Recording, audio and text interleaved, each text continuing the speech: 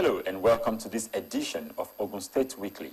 I am Henry Ogunjimi. And I am Bisi Adebayo.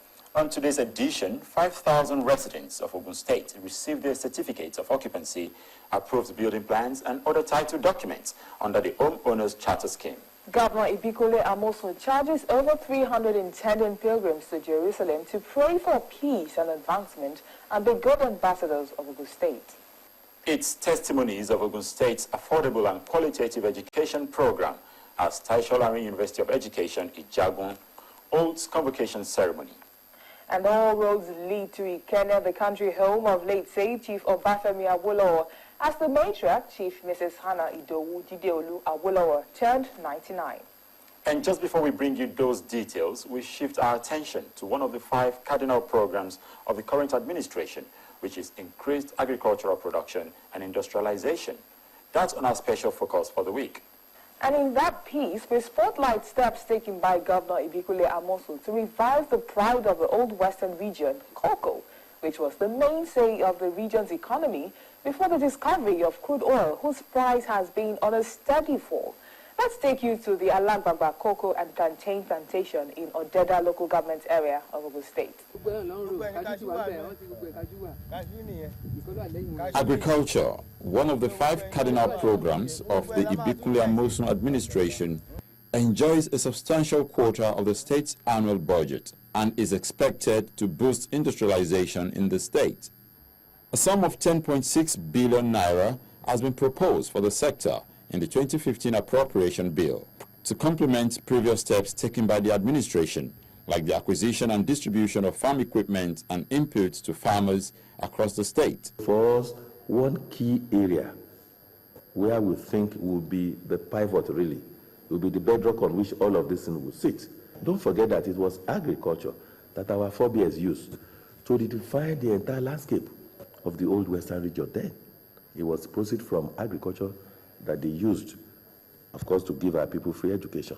Even the health, all the hospitals, everything that Baba Awolowo did then, it was the proceed from agriculture. The tallest building in the entire, this our Odua, is still Cocoa House. Indeed, Cocoa House tells you that it is the money that generated from cocoa that did it. The Liberty Stadium in Ibadan, the University of Ife, good as this university is, it was product from agriculture that they used to do it. So we now realize that 2 things agriculture will do for us. 1, it will help us to feed, really.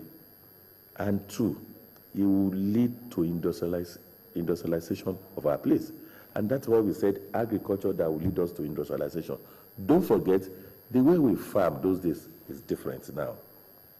Technology, different tools, equipments are there. And there's what we call value chain now in agriculture. Those days, what we do is just to, we want to plant cocoa, you grow cocoa, and that's all. You harvest, you are looking for to take it to somewhere else. These days, no, those cocoa, once it's done, must be processed. You don't just harvest and be looking for where to take it to. Now we encourage people to come and process with that, and it will do one thing for us: huge, massive employment generation, if we're able to get it right. On our way to Alagbagba in Odeda local government area of Ogun State is this market. Activities here tell of the agrarian nature of the community.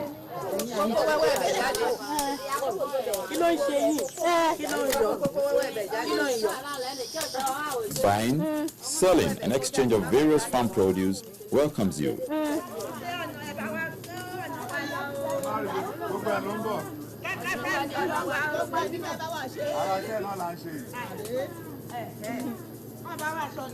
Some kilometers into Alagbagba, the town is deserted, leaving one to ask where everyone is at this time of the day. Yes, the market. But is that the entire community? No. Some others are at the farm.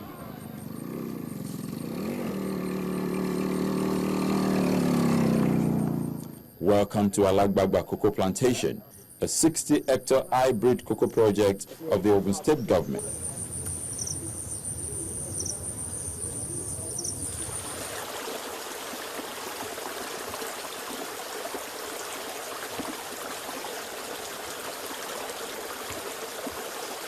Alagbagba, known for its quality cocoa and plantain, up till the 1970s, lost a popularity when Nigeria discovered crude oil and rural-urban migration hit its peak. Presently, the rebuilding train in Ogun State passes through this majorly agrarian countryside, and over 300 farmers are beneficiaries. But talking of the farming families that will have a benefit from this, is enormous. We can count it. But specifically, we can accommodate more. This is 60 hectares, and we believe over the time it will be multiplied. I salute the courage of our new excellency for the kind of proactive measures I've taken in terms of agriculture in the state. Plantation takes time, but the one we have here is 18-month hybrid cocoa. That the next 18 months are fruiting. Àwa náà fi ṣe oko yẹn sílẹ̀ nígbà tí bàbá wa Ibikunle Amosun tún wá gbé kíní yẹn padà wọ again. Ó tún wá jórí ilé ńlá fún wa. So ó tún kọ́ aṣọ fún wa pé ọmọ Ògùn iṣẹ́ yá nìyẹn. Ẹni tó bá dẹ̀ lè ṣiṣẹ́ nínú iṣẹ́ oko, inú iṣẹ́ àgbẹ̀ táwa bá lọ́wọ́ bàbá wa, wọ́n fi ń kọ́, wọ́n fi ń dára oríṣiríṣi. So nítorí tún gbé wá yẹn náà, wọ́n fẹ́ kí ọ̀lẹ wà nù wa. The cocoa plantation offers the farmers opportunities to grow other crops. It's a model where we have cocoa and the plantain.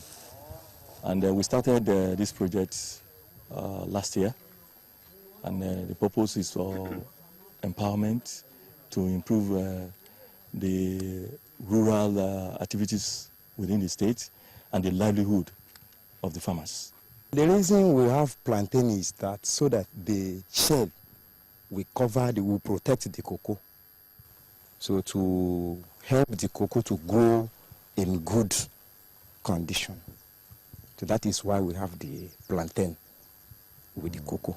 In fact, it really helps us because if you see in the market now, the plantain bring a lot of money to we farmers. So because if we say that maybe it will be only cocoa, we'll just be weeding the cocoa, and before the cocoa come out, we take a long time.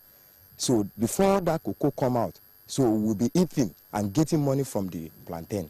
My 1 acre, I have about 300 cocoas and 300 plantain.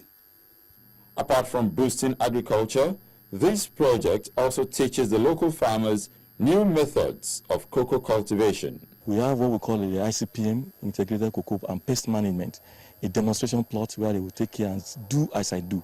They will see whatever we are doing there so that the farmers can replicate.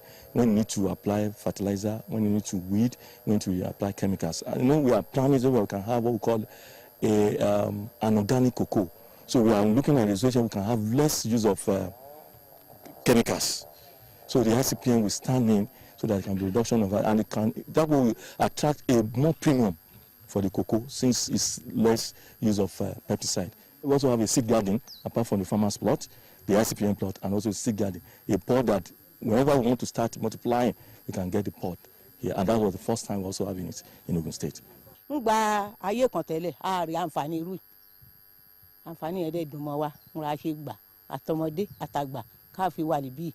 Lágbára Jésù, lágbára Ọlọ́run, gómìnà wa àti àwọn ìjọba wa ìbáwá ṣe, wọ́n á dẹ̀ tún lè wà báwa ṣe ìlú báyìí lọ.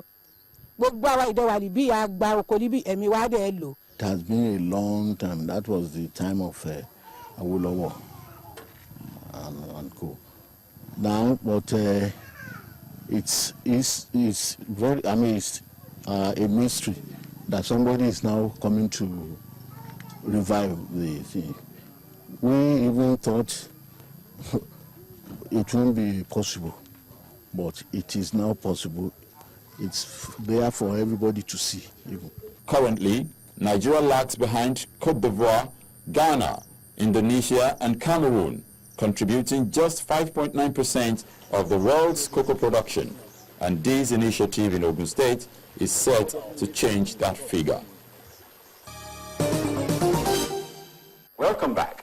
At the inception of the current administration in Ogun State, infrastructure development and affordable housing and urban renewal projects unearthed several revelations about the property title deeds and documentations in the state. That prompted the government to introduce the Homeowners Charter Scheme to solve those challenges. Today, that program is yielding results. These are the beneficiaries of the Homeowners Charter Scheme, designed by the state government to encourage sustainable development. Initially, it was met with doubt and uncertainty by some residents who thought it was just another ploy to rip off prospective applicants. He conceived the program as a means of assisting numerous property owners in the state that had lost hope of titling their properties.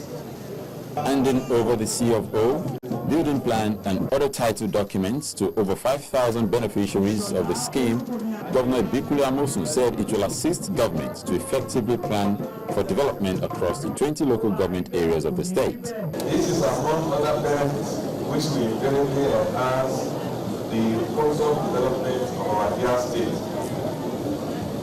We reduce considerably the back pay from about 500,000 naira to 95,000 naira only, and remove all those receiving documents.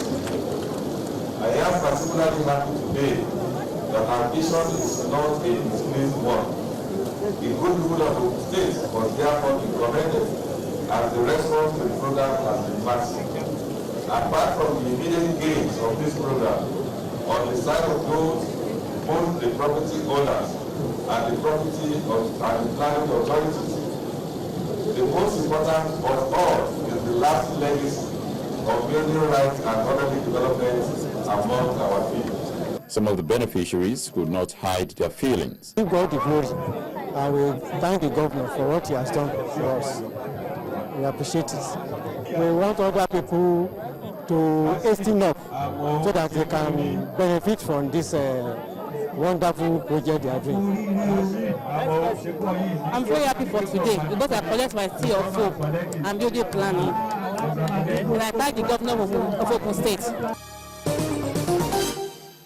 few months ago, the Ogun State government reduced school fees in all 10 state-owned higher institutions by as much as 60% in some cases.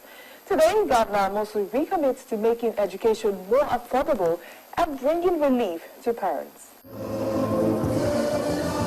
The Tai Solarin University of Education, established in 2005, has continued to bridge the gap in human capital deficit in the education sector. At the 3rd, 4th and 5th convocation ceremonies, about 11,000 graduates found worthy in learning and character were turned out, and in rescinding his earlier decision on the institution, the governor announced that the university has come to stay. It is gratifying to know that in less than 10 years of being a full-fledged university, Tai Solarin University of Education has become one of the Nigeria's best universities. Giving a charge at the occasion, the institution's Vice Chancellor, Professor Oluyemisi Obilade, charged the graduating students to continue to be good ambassadors of the institution and use the experience gained to better the society and Nigeria in general. We expect you to enlarge the coast and the boundaries of knowledge. We expect you to lead Nigeria into new vistas. We expect you to make Nigeria proud, to make Ogun State proud. The governor, however, appealed to the institution's lecturers to show more understanding, especially in the face of the dwindling revenue from the federal government, which has put more states under financial tight corners. I want to acknowledge your service, your cooperation with the government. We have problems, we have challenges. That problem, those challenges, it is not maybe limited to us in Ogun State.